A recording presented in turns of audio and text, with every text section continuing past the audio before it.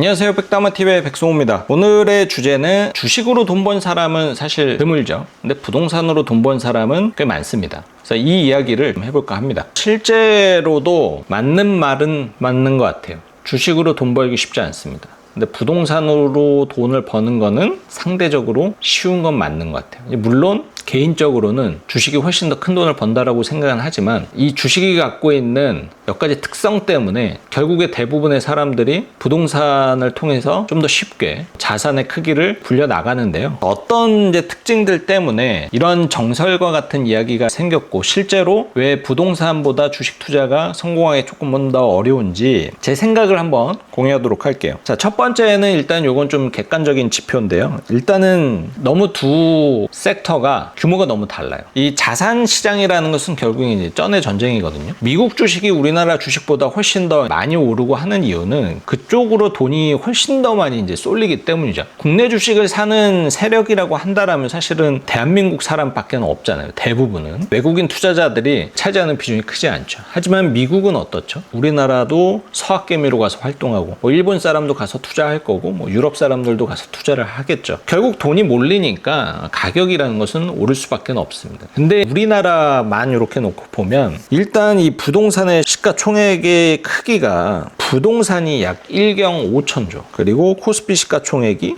2.3조 원입니다. 그러니까 이게 규모가 사실은 비교할 수준조차도 되지가 않는 거죠. 그리고 부동산은 일단은 필수 수요가 있잖아요. 내 집은 한 채 있어야 되니까 모든 사람들이 동일한 목적을 하나 갖고 있는 것 같아요. 내 집 마련. 그래서 이 기본적인 수요가 있지만 주식은 그렇지 않죠. 모든 사람이 뭐 삼성전자 주식을 사야 된다 이런 목적을 갖고 살아가지는 않잖아요. 거기서 일단 스타트가 다르고 그래서 필수 수요가 있고 없고 차이가 있고 필수 수요도 엄청나게 많은 이 부동산인데 우리나라는 좀 더 특이하게 투기 수요와 투자 수요까지 이제 함께 존재를 하는 거죠. 그리고 여기에 플러스 과거의 역사가 그러다 보니까 우리나라 사람들의 이 부동산 사랑, 불패 신화에 대한 신뢰 이런 것들이 쌓여가지고 부동산이라는 자산이 우리나라에서는 상승하기가 훨씬 더 좋은 어떤 환경을 갖고 있습니다. 두 번째 이유는 이 레버리지 효과인데요. 부동산 같은 경우에는 대부분 레버리지 투자를 하죠. 이 레버리지 투자라는 것은 뭐냐면은 내가 10억짜리 부동산을 살 때 10억이라는 현금을 갖고 사는 케이스가 그렇게 많지 않죠. 대략 3억 있으면은 한 7억 대출 받아가지고 부동산을 삽니다. 그런데 부동산 같은 경우에는 그 레버리지를 이용할 때 상대적으로 비용이 좀 저렴한 편이에요. 담보대출 기준으로 이자가 3%에서 4% 초반이니까 충분히 이제 감내할 만하다라고 사람들이 생각을 하고 이게 사실 결코 낮은 이자율도 아니고 과거에 비해서 대출 규모가 사실 굉장히 커졌기 때문에 원리금 상환에 대한 부담이 사실 과거보다 훨씬 더 높아졌거든요. 근데 이거를 낮출 수 있었던 것 중에 하나가 상환 기간의 연장이죠. 예전에는 담보대출의 어떤 표준이라고 할까요? 그냥 20년이 표준이었던 것 같아요. 근데 요즘은 상환 기간이 30년, 40년까지 있다 보니까 내가 사실 총 납입을 해야 되는 이자 부담이 훨씬 더 큼에도 불구하고 당장 부채 상환을 하는 비용이 현저히 이제 줄어들다 보니까 진입 장벽이 좀 낮아진 거죠. 그리고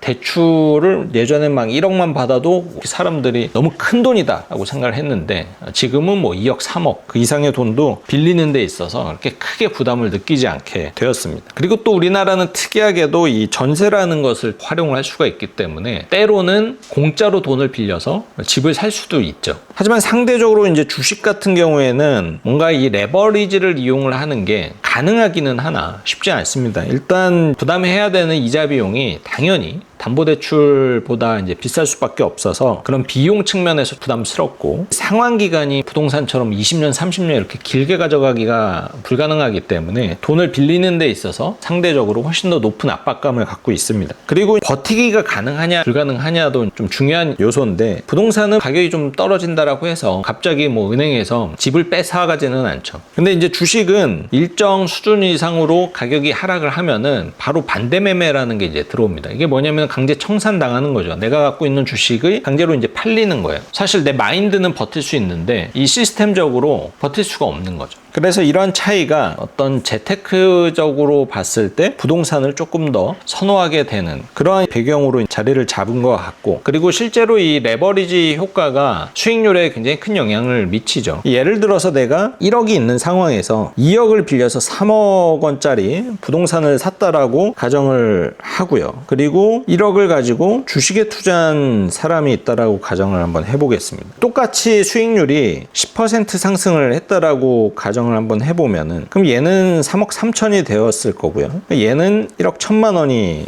됐겠죠. 수익률은 사실은 이렇게 보면 똑같은데 투자 원금 대비 수익률은 완전히 달라집니다. 왜냐면 얘는 3천만 원을 번 거기 때문에 투자 원금 1억을 기준으로 하면은 수익률이 30%인 거고, 얘는 뭐 투자 원금도 1억이기 때문에 수익률이 10% 그대로인 거죠. 이제 물론 레버리지를 이용을 하는데 이제 비용도 감수를 해야 되고 세금도 있고 뭐 이런 것들도 있겠지만, 그냥 단순하게 계산을 해보면은 수익률이 똑같을 때 레버리지를 이용을 하느냐 못 하느냐에 따라서 실제로 피부로 느끼는 수익률은 2배, 3배 그 이상의 차이를 보여주기도 합니다. 그러면은 부동산 상승률과 주식 상승률이라는 게 엄연히 다를 텐데 주식의 상승률이 훨씬 더 높지 않을까? 근데 우리나라는 꼭 그렇지만은 않아요. 역사적으로는 비슷하게 이제 가격 상승률을 보이고 있습니다. 물론 어떤 특정 개별 종목과 또 비교를 해보면은 그 개별 종목의 상승률이 압도적으로 높지만 그냥 전체 평균으로 하게 되면은 그 차이가 그렇게 크지 않아요.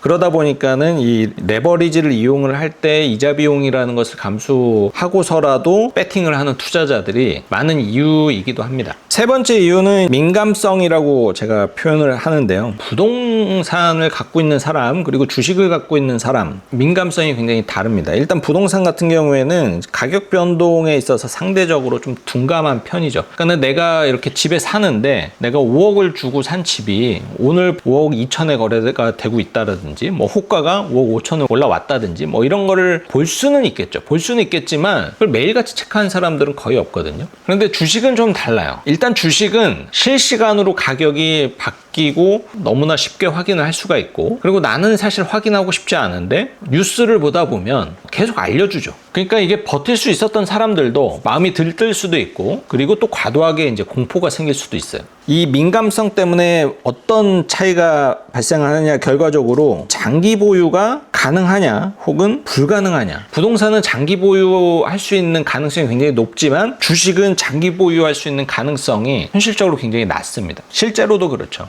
요즘에 한번 보세요. 요즘에 나스닥 지수가 고점 대비 한 20% 빠졌잖아요. 근데 지수가 그 정도 빠지면은 개별 종목은 한 반토막 나거든요. 테슬라가 200달러였던 게 400, 450까지 올라갔고, 얼마 전에는 이게 또 200달러 막 무너지네 만에 하고 결국에는 다시 200달러 수준으로 돌아왔죠. 그러니까 이 주식의 이런 변동성과 빠른 속도, 이런 것들이 사람을 미치게 하는 거죠. 이런 장을 한번 경험해보면은 사람이 어떤 생각을 하냐, 다음에 오르면은 그땐 무조건 판다, 이런 생각을 하게 됩니다. 그러니까 장기 투자를 할 수가 없어요. 왜냐, 지금 400달러 안 판 거 엄청 후회를 하고 있거든요, 사람들이. 그럼 나중에 350, 400달러 오면은 그때는 팔아요. 그러니까 이게 1000달러, 뭐 2000달러 갈 때까지 들고 있는다라는 게 쉽지 않다라는 겁니다. 사람들 막 그런 상상하잖아요. 예전에 비트코인이 1000원이었을 때, 100원이었을 때 사놨으면 지금 막 거의 1억 이러니까 엄청 부자가 되었을 텐데 부러워하잖아요. 부러워하지 마세요. 그 1000원에 산 사람이 가격이 1억까지 올라갈 때까지 그거를 보유할 수 있는 사람은 그냥 없다라고 보셔도 됩니다. 그래서 이러한 심리적인 배경, 이 민감도라고 저는 이제 표현을 하는데, 그래서 부동산은 좀 상대적으로 둔감할 수밖에 없고, 그리고 가격 변동이 있다라고 해서 부동산은 내가 내일 당장 팔 수 있는 것도 아니고, 하지만 주식은 바로 팔 수 있고, 이러한 차이들로 인해서 장기 보유가 쉽지 않다 보니까 결국에는 재테크적인 측면에서 봤을 때 부동산이 성공 확률이 높아지고 주식이 성공 확률이 낮아지는 거죠. 네 번째 이유는 종목 변경이 쉬우냐 쉽지 않느냐인데, 부동산 종목 변경이 쉽나요? 쉽지 않습니다. 근데 주식은 종목 변경이 너무나 쉽죠. 자, 한번 생각을 해보죠. 내가 부동산 어디가 제일 좋아요? 물어보면 다들 강남이 좋다라고 할 겁니다. 근데 나는 경기도에 살아요. 그리고 돈도 내 집 한 채 갖고 있는 게 전부야. 그러면은 내가 강남 아파트가 좋은 건 알겠는데 부동산을 교체할 수가 있습니까? 못합니다. 물리적으로 불가능하죠. 그런데 주식이나 ETF는 어떻죠? 내가 A라는 종목을 갖고 있는데 요즘엔 저 C라는 종목이 대장주라고 막 소문이 났어요. 다들 이게 좋대. 주식이나 ETF는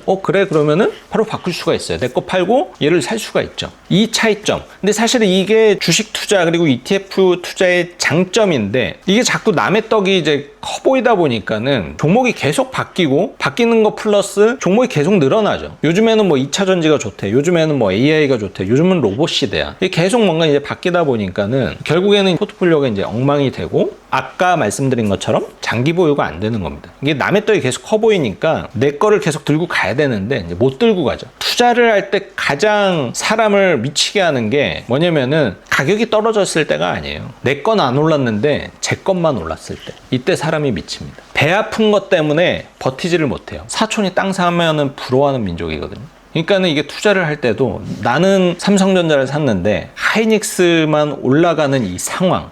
그럼 삼성전자 주주는 못 버팁니다. 바꾸죠. 근데 이게 아까 말씀드린 대로 좋은 점임에도 불구하고 결국에는 안 좋은 방향으로 가는 경우가 대부분이다. 마지막으로는 이제 황금성입니다. 뭐 비슷한 이유인데요. 어쨌든 부동산은 내가 뭐 원하는 가격 그리고 원하는 시점에 내 마음대로 매도할 수도 없고 그리고 살 수도 없죠. 하지만 주식은 언제든지 그게 가능하고, 그러니까 이러한 유동성이 굉장히 풍부하냐 이제 부족하냐 요 차이로 인해서 장기 보유가 조금 어렵다라는 점. 사람이 이제 돈을 벌면 돈을 벌어도 버티기가 어렵습니다. 주식을 뭐 1,000만 원어치 사서 이게 한 2,000만 원까지 올랐다 이러면은 이제 버텨지거든요. 왜냐면은 2,000만 원 팔아가지고 할 수 있는 게 사실 많이 없으니까. 근데 1,000만 원을 샀는데 이게 1억이 됐어요. 그러면은 이게 10억이 될 때까지 버틸 수가 있느냐? 없다라는 거죠. 왜냐면은 이미 1,000만 원에서 1억까지 간 것도 엄청 대단한 거고, 그리고 이 1억을 현금화 함으로써 당장에 할 수 있는 것들이 너무나 많아지죠. 내가 당장 포르쉐를 살 수도 있는 거고, 이거를 기반으로 해서 집을 한 채 살 수도 있는 거고, 그러니까 당장 뭔가 내 삶이 바뀌는 것을 바로 확인할 수도 있고 바로 피부로 느낄 수도 있어요. 그래서 이 황금성이 높다라는 것은 그만큼 현금화에 대한 유혹도 높다라는 것을 의미를 하고, 결국에는 장기 보유를 더욱더 어렵게 만든다라는 거죠.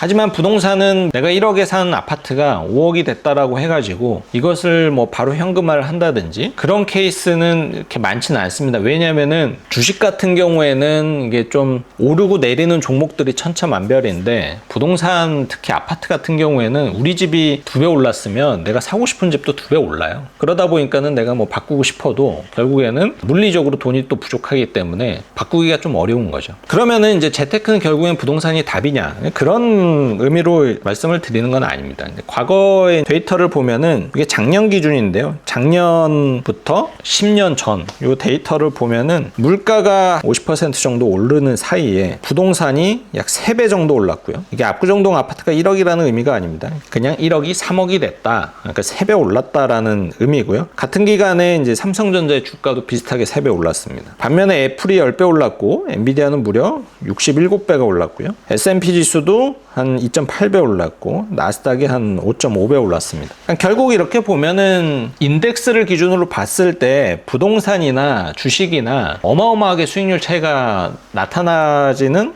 않아요. 물론 이렇게 특정 종목들, 개별 종목으로 보면은 주식의 수익률이 압도적으로 높기는 합니다. 그래서 저는 어떻게 생각을 하냐면, 사실은 재테크로 돈 벌려면은 결국 다 필요하죠. 부동산도 필요하고 주식도 이제 필요하고, 다만 우리나라는 좀 부동산에 많이 올인을 하는 것 같고, 저는 그거는 좀 반대하는 입장이고요. 그리고 어차피 내 집은 한 채 있어야 되기 때문에 기본적으로 부동산 투자라는 것을 할 수밖에는 없고, 하지만 부동산을 매수하기 위해서는 어느 정도 이상의 종잣돈이 필요하기 때문에 그걸 또 만들기 전까지는 또 사실 저는 이 주식이라는 자산이 필수적이라고 보고, 그렇다라고 해서 나중에 궁극적으로 다 부동산으로 가야 되느냐, 그거는 그렇게 좋은 밸런스는 아니라고 봅니다. 노후에는 유동성도 굉장히 중요하고 그리고 현금 흐름도 굉장히 중요하기 때문에 부동산과 이 동산의 밸런스는 어느 한쪽으로 되는 게 안 좋은 거지, 이거를 적당히 딱 배치를 하고 있는 것은 어떻게 보면은 가장 좋은 자산 관리의 표준이다라고 생각을 하고요. 그래서 오늘의 결론은 부동산이 확률적으로 성공하기 높은 건 맞지만 그렇다라고 해서 내가 원하는 부동산을 살 수 있는 건 아니기 때문에, 그래서 주식도 잘 활용을 해야 된다. 근데 주식이 아까 말씀드린 것처럼 한 5가지 이유로 성공하기가 어렵다라는 것을 말씀을 드렸죠. 그렇다라면은 나는 그 어려운 포인트를 알고 잘 버티시라는 겁니다. 그러면은 부동산만큼 혹은 부동산의 이상으로 좋은 성과를 얻을 수 있다라는 것을 좀 말씀드리고 싶었어요. 자, 그럼 오늘 내용은 여기까지 하고요. 저는 또 다음 영상에 찾아뵙도록 하겠습니다.